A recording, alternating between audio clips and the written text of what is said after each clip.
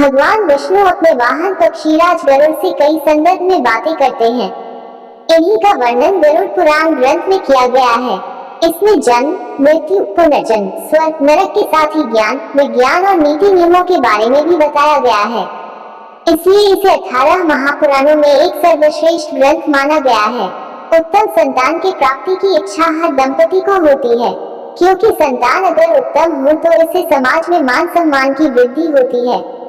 गरुड़ पुराण के 15वें अध्याय में पक्षीराज गरुड़ ने भगवान विष्णु से इसी विषय में प्रश्न करते हैं। गरुड़ के इस सवाल का जवाब देते हुए भगवान बोले, ये प्रश्न बहुत उत्तम है और हर व्यक्ति को इसका ज्ञान जरूर होना चाहिए। कुंडली में इन ग्रहों के अशुभ प्रभाव से होती है संतान प्राप्ति में समस्या, जाने ज्योतिषीय उपाय। ज्योतिष शास्त्र के अनुसार हर व्यक्ति के जीवन में ग्रह नक्षत्रों का विशेष योगदान होता है। कुंडली में ग्रहों के शुभ और अशुभ प्रभाव से जीवन में कई तरह की परेशानियों से गुजरना पड़ता है, जिसमें से एक संतान सुख नहीं मिलना भी है। आइए जानते हैं ज्योतिष शास्त्र में बताए गए कारणों के बारे में। संसार में ऐसा कोई भी व्यक्ति नहीं होगा जो शादी के बाद संतान सुख नहीं चाहता होगा।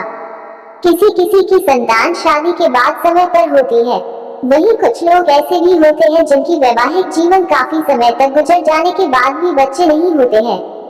ज्योतिष में इसका भी कारण ग्रह नक्षत्रों की गलत स्थिति को बताया गया है। ज्योतिष में बताया गया है कि ये सब ग्रह नक्षत्रों की वजह से होता है। आइए ज्योतिष शास्त्र के माध्यम से जानते हैं कि संतान होगी या नहीं।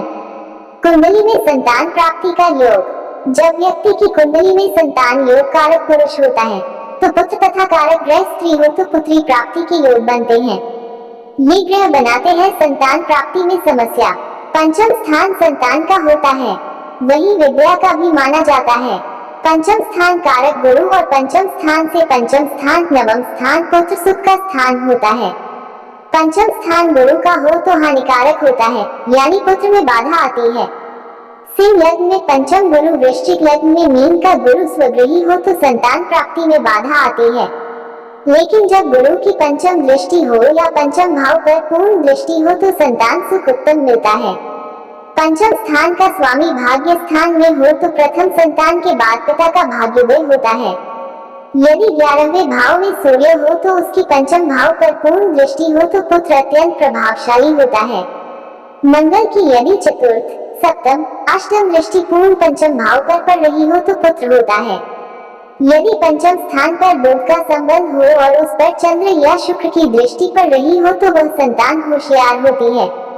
पंचम स्थान का स्वामी शुक्र यदि पुरुष की कुंडली में लग्न में या अष्टम में या तृतीय भाव पर हो और सभी ग्रहों में बलवान हो तो लड़की होती है।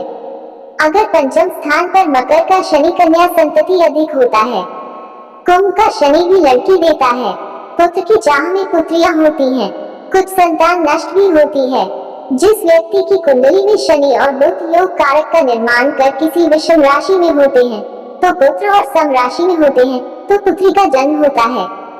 जब सप्तमान शेष कोई पुरुष ग्रह हो तो पुत्र और स्त्री ग्रह हो तो पुत्री संतान सुख मिलता है। जब कुंडली में पुरुष और स्त्री ग्रह दोनों ही योग कारक होते हैं तो उस व्यक्ति को पुत्र व पुत्री दोनों का सुख मिलता है। शुक्र चंद्रमा स्त्री कारक ग्रह होते हैं। सूर्य मंगल बृहस्पति पुरुष कारक ग्रह होते हैं। संतान सुख कैसे होगा? संतान सुख पता करने के लिए सबसे पहले हमें पंचम स्थान का विश्लेषण करना होगा। पंचम स्थान का मालिक किसके साथ बैठा है ये भी जानना होगा। पंचम स्थान में गुरु शनि को छोड़कर पंचम स्थान का अधिपति 5वें हो तो संतान संबंधित शुभ फल देता है। यदि पंचम स्थान का स्वामी 8वें 12वें हो तो संतान सुख नहीं होता। यदि होगी तो सुख मिलता नहीं या तो संतान नष्ट होती है या अलग हो जाती है। वहीं अगर पंचम स्थान का अधिपति सप्तम, नवम, 11वें लग्नस्थ द्वितीय में हो तो संतान से संबंधित सुख शुभ फल देता है। द्वितीय स्थान के स्वामी ग्रह पंचम में हो तो संतान सुख उत्तम होकर लक्ष्मीपति बनता है। संतान सुख में कब आती है दिक्कतें? पंचम स्थान का अधिपति 6ठे में हो तो दत्तक पुत्र लेने का योग बनता है। वहीं अगर पंचम स्थान में मीन राशि का गुरु कम संतान देता है। पंचम स्थान में धनु राशि का गुरु हो तो संतान तो होगी लेकिन स्वास्थ्य कमजोर रहेगा। गुरु का संबंध पंचम स्थान पर संतान योग में बाधा देता है। सिंह, कन्या राशि का गुरु हो तो संतान नहीं होती। इस प्रकार तुला राशि का शुक्र पंचम भाव में अशुभ ग्रह के साथ राहु केतु और शनि के साथ हो तो संतान नहीं होती है। पंचम स्थान में मेष, सिंह, वृश्चिक राशि हो और उस पर शनि की दृष्टि हो तो पुत्र संतान सुख नहीं होता। पंचम स्थान पर पड़ा राहु गर्भपात कराता है। यदि पंचम भाव में गुरु के साथ राहु हो तो चांडाल योग बनता है और संतान सुख प्राप्ति में बाधा आती है। अगर कुंडली में नीच का राहु भी संतान नहीं देता। यदि राहु मंगल पंचम भाव में हो तो एक संतान होती है। पंचम स्थान में पड़ा चंद्र, शनि, राहु भी संतान सुख प्राप्ति में बाधक होता है। यदि योग लग्न में न हो तो चंद्र कुंडली देखना चाहिए। महिलाओं के लिए गर्भावस्था बेहद अहम पल होता है। इस दौरान गर्भवती महिलाएं प्रसन्नचित रहती हैं और हर पल को दिल से एंजॉय करती हैं। इस खुशी में परिवार वाले भी शामिल होते हैं। इस मौके पर सभी लोग जश्न भी मनाते हैं। हालांकि गर्भावस्था के समय में महिलाओं को अपनी सेहत का विशेष ख्याल रखना चाहिए। अनदेखी करने से जच्चे और बच्ची दोनों की सेहत पर असर पड़ता है। खासकर बच्ची की मानसिक और शारीरिक सेहत पर बुरा असर पड़ता है। इससे बच्ची का विकास सही से नहीं हो पाता है। वास्तु शास्त्र में भी गर्भवती महिलाओं के लिए कई नियम बताए गए हैं। इन नियमों का पालन जरूरी है। इससे गर्भवती महिला और गर्भ में पल रहे बच्चे पर किसी की बुरी नजर नहीं पड़ती है। साथ ही होने वाला बच्चा तेजस्वी, ओजस्वी और मेधावी होता है। आइए इसके बारे में विस्तार से जानते हैं। महिलाओं के लिए गर्भावस्था बेहद अहम पल होता है। इस दौरान गर्भवती महिलाएं प्रसन्नचित रहती हैं और हर पल को दिल से एंजॉय करती हैं। इस खुशी में परिवार वाले भी शामिल होते हैं। इस मौके पर सभी लोग जश्न भी मनाते हैं। हालांकि गर्भावस्था के समय में महिलाओं को अपनी सेहत का विशेष ख्याल रखना चाहिए।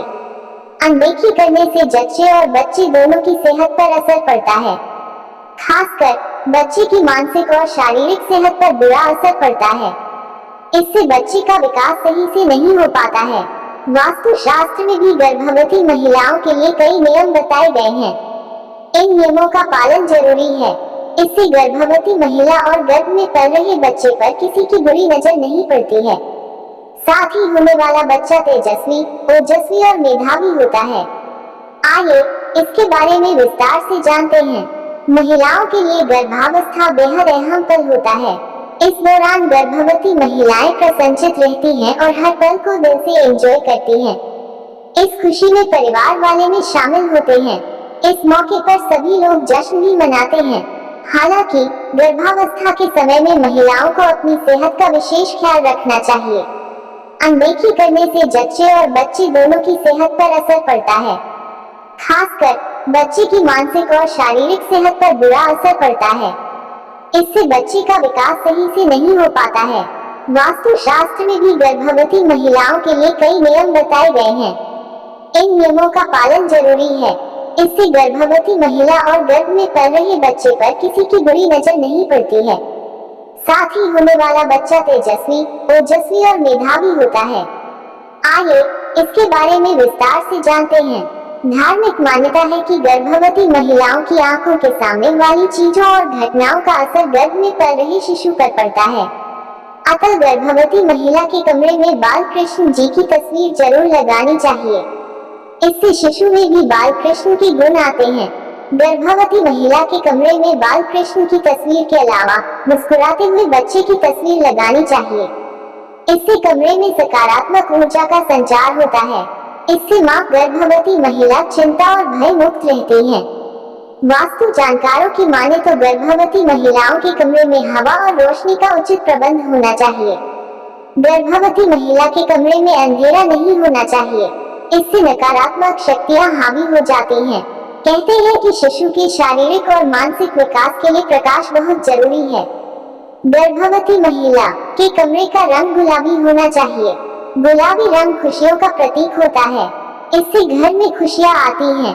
हालांकि कमरे का कलर डार्क नहीं होना चाहिए। वास्तु शास्त्र के अनुसार गर्भवती महिला के कमरे में पीले चावल रखने चाहिए। इससे नकारात्मक शक्तियां कमरे से दूर हो जाती हैं।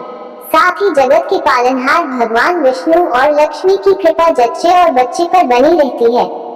पुत्र प्राप्ति के मंत्र, देवकी सुत गोविंद वासुदेव जगत पते, देहि में तनयन कृष्ण त्वामः शरणगत। वीडियो अच्छा लगा तो चैनल को सब्सक्राइब और वीडियो को जल्दी से लाइक करने कमेंट बॉक्स पर लिख देंगे शंकर भगवान की जय, माता पार्वती की।